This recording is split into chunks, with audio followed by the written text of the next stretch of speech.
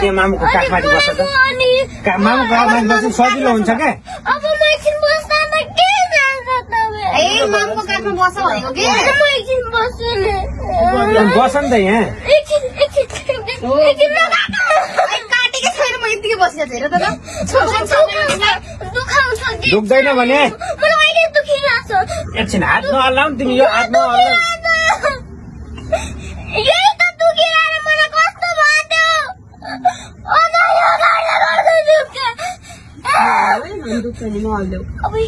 अब फेरि दुखाउन आँटे के गर्नु हाँस्दैन यस्तो गाह्रो भएको पनि हाँसो झन् दुख्छ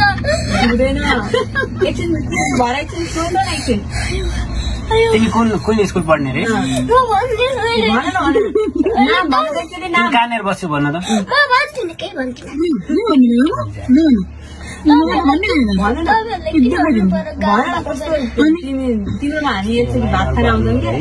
मान्छेलाई गाह्रो भएको बेला केही भन्दिनँ म होइन भन न यार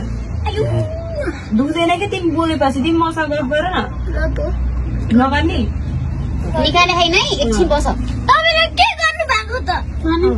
अहिलेसम्म हजुर मेरो भयो एकैछिन ल